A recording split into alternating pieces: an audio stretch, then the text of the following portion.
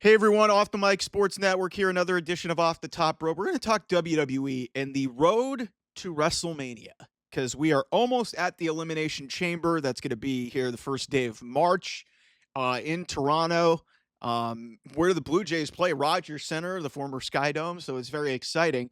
But one common thing that I've seen within the wrestling space and the wrestling internet wrestling community and just wrestling fans alike is God, compared to last year, this WrestleMania build kind of sucks. And you know what? To some degree, I kind of agree because outside of the Jey Uso and Charlotte Flair is now facing Tiffany Stratton. So strangely enough, the normally you drag these Royal Rumble storylines and who they pick out a little bit longer, but both of them have already been chosen. We're like a couple of weeks removed from the Royal Rumble, and here we are. We already know, the World Heavyweight title match is going to be Gunther and Jey Uso. And we know the WWE Women's Championship match is going to be Tiffany Stratton versus versus Charlotte Flair. Outside of that, we have no idea where any of this is going. The Elimination Chamber matches will obviously determine the reverse, who's challenging for the Women's World title and who's challenging for the Undisputed Championship. So who's going to face Rhea Ripley or Io Sky, because they have an interesting little element going on there. And then obviously who's going to face Cody Rhodes for the Undisputed title on the men's side on the SmackDown side of things. But really, shows don't really matter. These guys show up wherever they want. But I think there's one common denominator that's kind of trickling down to the rest of the roster. And this includes, a lot of the divisions. There's a lot of things that have not been, ironed out. But specifically for the men, and I've talked about this already, and I'm kind of pissed off about it. And there's still potential murmurs in terms of maybe something gets straightened out, and maybe this is part of the reason why nothing concrete has really happened since the Royal Rumble outside of a couple of things. I don't really know. I'm ready to wave the white flag on Rock being a part of WrestleMania 41 because I'm tired of it. I'm tired of this shit. Like it's always about him. It's on his time. It's like if you had something to give, like like I said, the way we started the year with the whole thing at the Netflix premiere where he ended effectively two potential WrestleMania storylines just because he's The Rock was kind of stupid.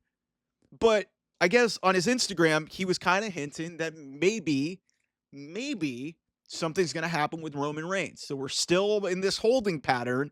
And I think that's part of the reason why Roman Reigns is not in the Elimination Chamber, because they could easily do something with Seth Rollins and CM Punk, which you set up after they were all eliminated from the Royal Rumble. Also, you don't want Roman Reigns to get pinned. So I totally understand that. So there's that element of the whole thing. And it's just like, I don't know if they've really made up their minds yet, because I think they are waiting until the 11th hour, much like they did with, a week or so after Cody won the Royal Rumble. They had Rock come in, do that famed promo, and where Cody effectively handed a spot there. And then a week later, we changed our mind, and the build to WrestleMania was insane. But a lot of this is hanging on the Rock. And I understand that, and listen, I think Dwayne The Rock Johnson has done so much for this business. Let me be clear. He has done so much for the business. He has done so much for the entertainment world. One of the most charismatic and entertaining human beings to ever grace planet Earth. But my God, it is getting exhausting. It is getting exhausting in terms of just, hoping and praying that we're going to get the match that we want. We've been waiting on this Roman Reigns match forever. And if that's what's truly holding this thing up, that's ridiculous. Because truth be told, WWE has enough talent and enough equity with what they've done in the last couple of years under Triple H. They don't need The Rock. They don't need to be hinging on it. Go balls to the wall and start making the road to WrestleMania matter. But I think what's happening here is they're waiting as long as they can to see if maybe The Rock will be involved. And that's bullshit, in my opinion. Guys, I have the utmost respect for everything that he has done, but he does not give a shit. He does not give a shit about growing the game or wrestling being cool. He hitched his wagons to being a part of wrestling again because he was out of work because of that whole writers and actors strike a couple of years ago. It led to the whole build to WrestleMania 40. We saw how great The Rock can be when he's invested, but then you saw the other side of it. He shows up on the Netflix debut, and literally the whole build that he had with Cody was done. The whole thing with Roman that they could have had something potentially planted, the whole run in that they had at Bad Blood, none of that meant anything. And you want to know why? Because The Rock does whatever the fuck he wants. And if you're the WWE and you're Triple H, I understand that like this guy has more equity and more staying power than a lot of other people in this place. But at some level, you have got to take control of your company because this is going to be a massive WrestleMania season. You're in Las Vegas. You are independently from away from the Final Four. So there's all the eyes are going to be on you. Yes, it's Easter weekend, but still, there's going to be a lot of eyeballs on you. And it's really going to be WWE's weekend in Las Vegas. And you've got so much talent. CM Punk is fully invested. He's provided that he can get through this thing. You've got John Cena's final year. There's a lot of things that can be told.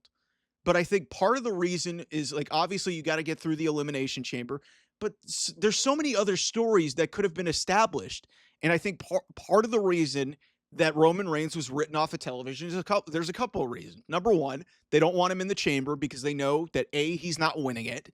He's not facing Cody again for a third straight year. We know that. And maybe there's an outside chance that they're going to go with The Rock. They're leaving open options. They're leaving. Could he face Seth Rollins, which would honestly, I would love the shit out of that. That's a hell of a plan B, if you ask me. If Roman and Seth, with all the history that they have, they've never had a WrestleMania match. Meanwhile, Jon Moxley's at the lowest point he is creatively, the third member of the Shield being the world champion. I just think that there's a lot there in and out of WWE that you could tackle. CM Punk, what's he going to do? Is he going to face Cody Rhodes? Is Cody Rhodes going to face John Cena? There's a lot going on. And again, like a lot of what's being held in a holding pattern is because they don't know. They honestly will not be able to tell you with a straight face if The Rock is going to participate. I have been ready to wave the white flag on this for a while, and I've been ready to give up. But again, he comes on Instagram again, plants the seed in your head, and makes you think, oh, is this going to happen? And it makes me wonder if that's why this WrestleMania build has really been kind of quiet. And it shouldn't be that way. Like, you should be hyped up with, I understand that, hey, I think we're about exactly 2 months away from this thing. But it shouldn't be like this. So, Rock, respectfully, final boss, make up your fucking mind. Stop holding the WWE hostage. Triple H, take control of your creative. Make some decisions. Get us hyped up because you've already got everybody hooked in terms of the ticket sales, the viewership, the revenue, and everything is all up at all-time levels. Do something so that you can keep your fans engaged. Otherwise, it's going to start like you're going to start losing interest. So respectfully, that's just my thoughts on this issue. Anyway, like, share, and subscribe here on the channel. OT Mike Sports and Off the Mic 28 on Twitter if you want to follow me or the show or the channel. Thanks so much. I will see you guys soon. Bye-bye.